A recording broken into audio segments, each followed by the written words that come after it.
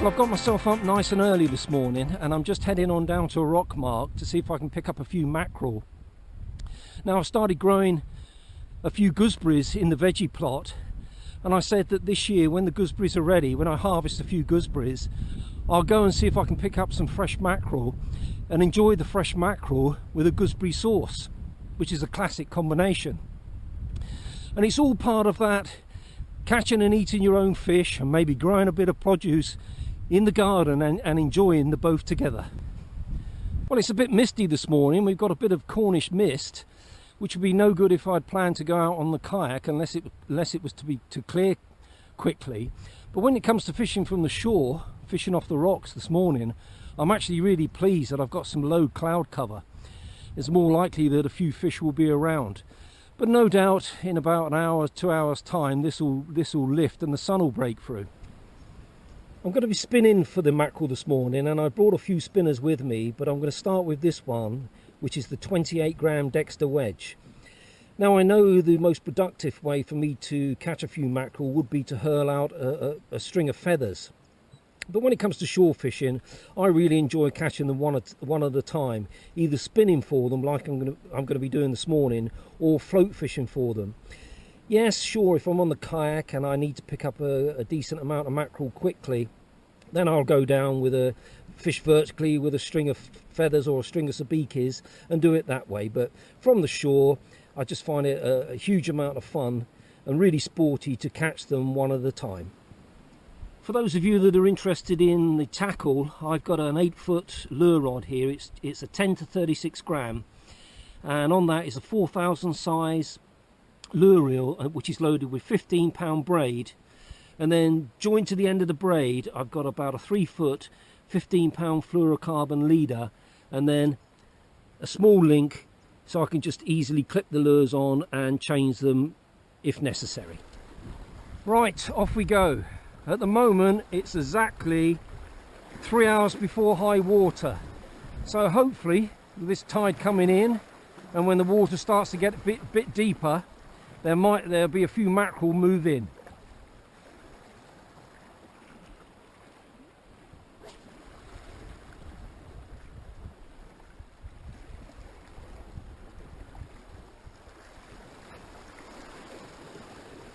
The method I'm using here is just a steady retrieve with the occasional pause, just to let the lure sink.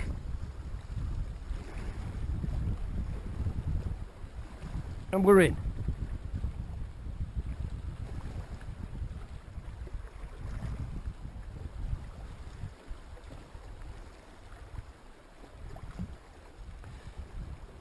I just had a feeling about this morning with the conditions, with a nice bit of low cloud cover, with the time of the tide, and the fact that it's early morning. I just had a feeling that there might be a few mackerel have moved in close to shore, and we're brilliant.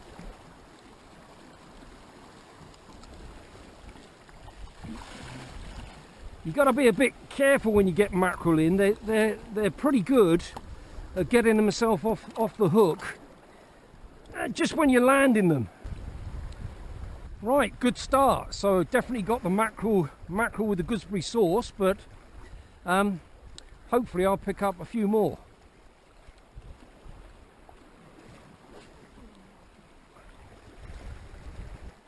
Just had a little knock then, but sometimes what you get here, you get launce, and you can feel them when there's plenty of launce around. You can feel them sometimes tugging at the lure, and occasionally you will hook them. Even on these spinners like this, you will pick up launce, which is quite handy because I keep them and then use them for bait later on.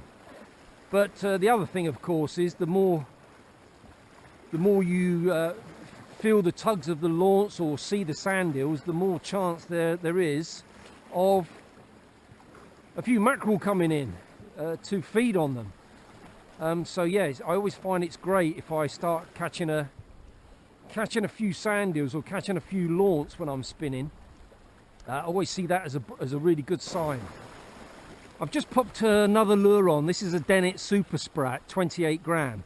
And the reason that I thought I'd try a different lure is that a couple of times I've seen the mackerel following the other lure and not going for it. Now, that may be a factor. It may be that they just didn't fancy that lure, and sometimes a change of lure might work. Or it might be that they're just a bit finicky this morning, but we'll give it a go. It's always worth experimenting with different lures, even though the Dexter wedge is my favorite and I've caught so many fish on that lure. Sometimes it pays to change to another lure that you've had success on as well.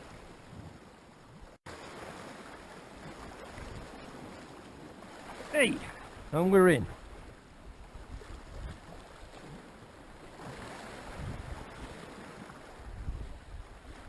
Just sometimes pays to change lures, and there's nothing wrong with the lure, particularly when you know you've caught plenty of fish on a particular lure in the past. But sometimes the fish might just want something different, go for something different, and it seems to be the case.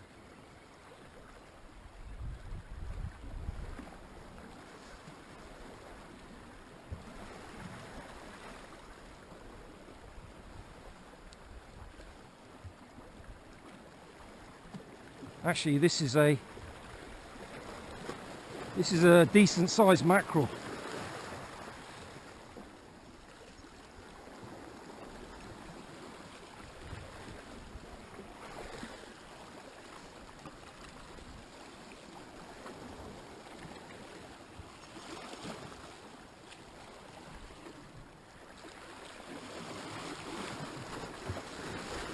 Well, they do fight well, mackerel. What a fantastic fish they are.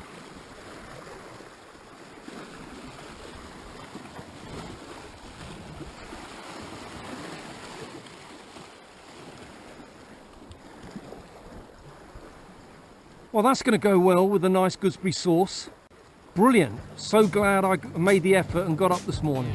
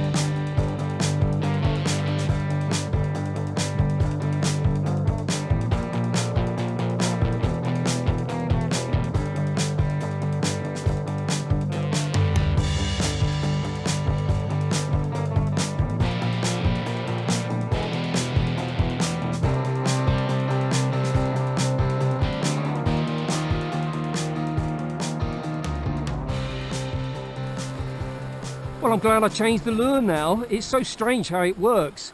Sometimes I'll come with the Dexter wedge and I'll just catch on that, and I'll maybe try other lures and won't catch on those, only catch on the Dexter wedge. But it seems this morning that this lure, a little sand eel or a little sprat imitation lure, has worked better.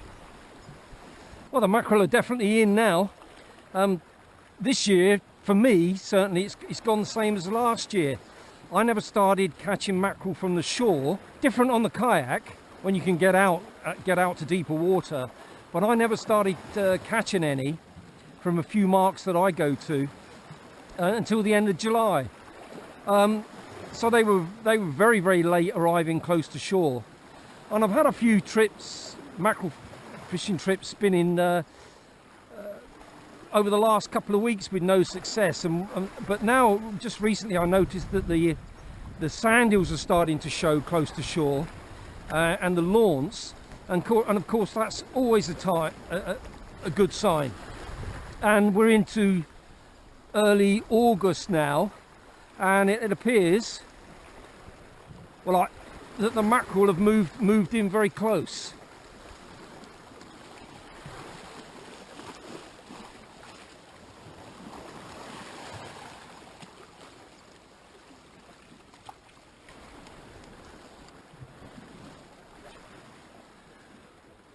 Well, that's 4 mackerel. Now I know, of course, if I'd been hurling out feathers now, actually it's 5 now, I would have caught 4 or 5 mackerel in one go. But that's not what this is all about. It is enjoying the sport. And okay,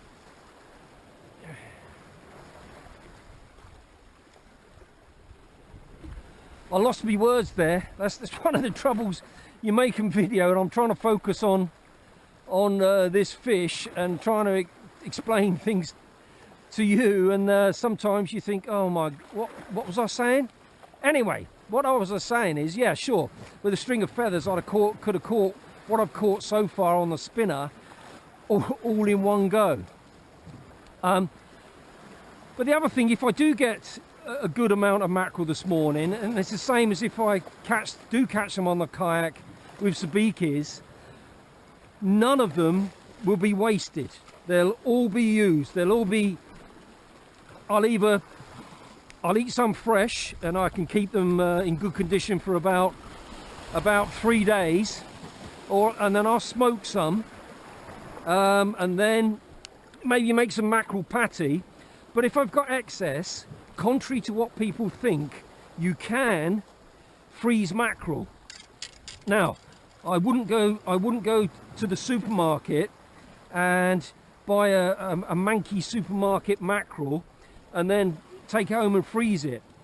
But if you catch your own mackerel like this, you look after it, you keep it nice and cool during the session, get it home, get it cleaned, get it home and get it in the freezer as quick as possible, I can promise you they're absolutely delicious to eat. And I've done it for several years when I've got excess mackerel and enjoyed them. They'll keep for about 2 months, as long as they're frozen very fresh. And of course the other option, if you can, I haven't got one, but if you got one of these vac packs and you use a vac pack to freeze your mackerel, that'll keep them even better. But yeah, very, very fresh mackerel popped in the freezer is still absolutely delicious to eat. Well, we got a boat out there, and he's trolling, and I should imagine that he's mainly after bass, trolling for bass close to the shoreline here. It's good way to fish for them. It means you can cover a huge amount of ground when you're trolling for bass, just hugging the shoreline. And it's something I do off the kayak, either troll a plug or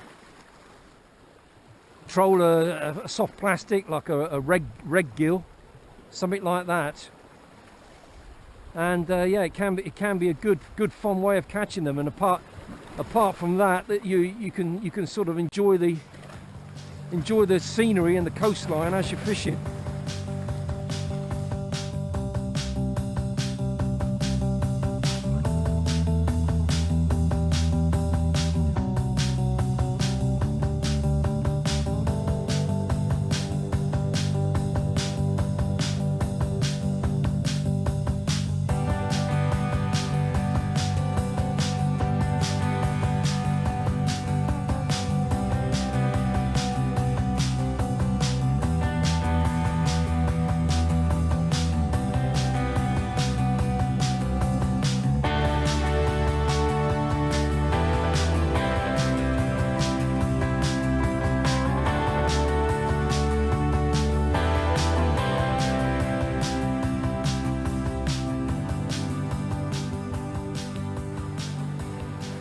Well, this mackerel took the lure very, very, very, very close, only about 20 yards out here.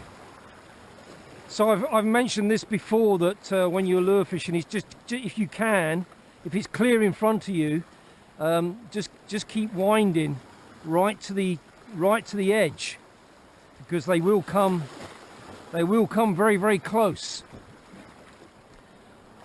And of course, the reason that they'll come very close is because there's sand eels very, very close.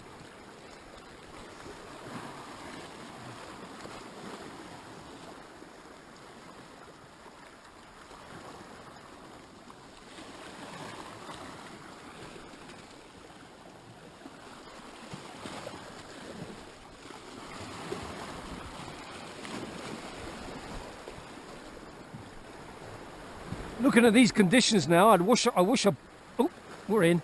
I wish I'd brought my float fishing gear with me and mixed it up, a bit of spinning and then a bit of float fishing. It's absolutely perfect conditions for float fishing for mackerel this morning. But never mind, another time. What I'm doing here is, those of you that have watched my videos in the past will know that I like to use this Hessian sack to keep mackerel, keep fishing that I'm going to take home, particularly from the shore. And I'm just keeping it, make sure I keep it wet, and so that when it dries, it actually cools. When it goes through the drying process, it cools, evaporative cooling, and it keeps those mackerel lovely and fresh until I can get them home.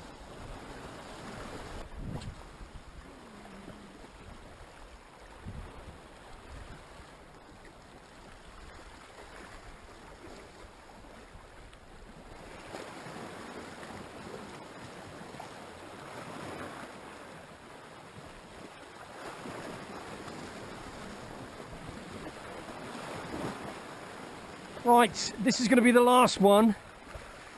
I've had my fill now and go home and have some breakfast.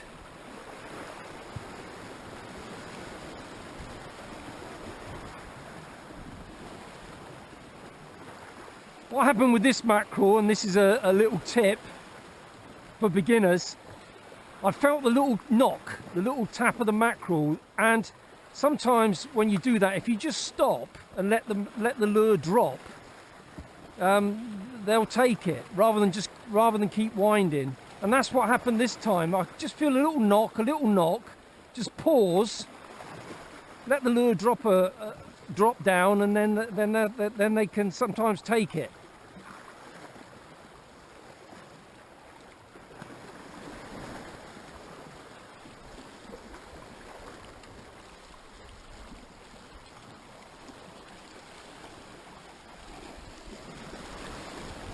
Well, that was a lot of fun.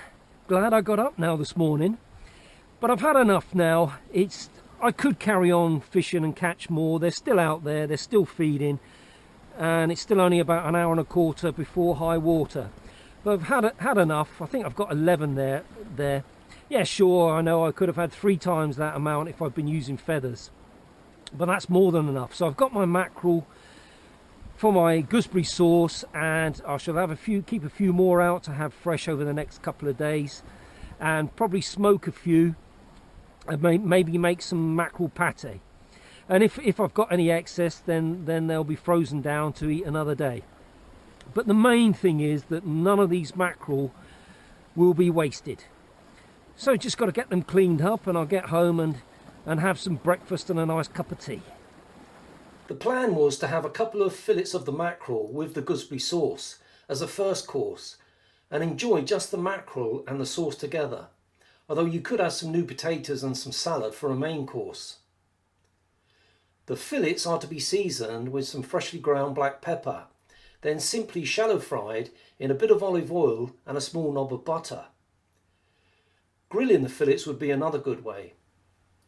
The ingredients for the gooseberry sauce are 400 grams of gooseberries topped and tailed, 25 grams of unsalted butter, and 1 tablespoon of caster sugar. First I'm going to melt the butter and the sugar in a saucepan, then add the gooseberries and give them a good stir to coat them with the sugar and butter. Then simmer on a low heat until the gooseberries break up.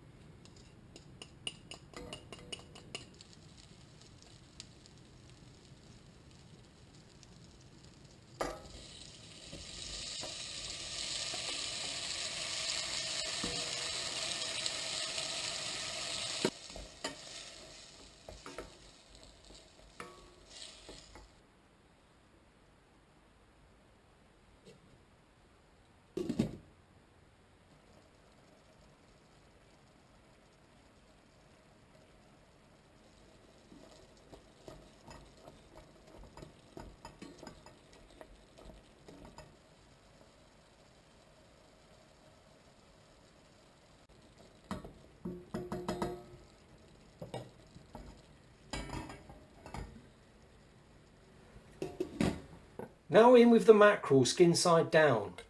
Fresh fillets of mackerel tend to rise up when they hit the heat, so just pressing the fillets down so they stay flat to the pan. I'm going to leave the fillets to cook almost to the top, then flip over to finish off. That way I'll get a nice crispy skin.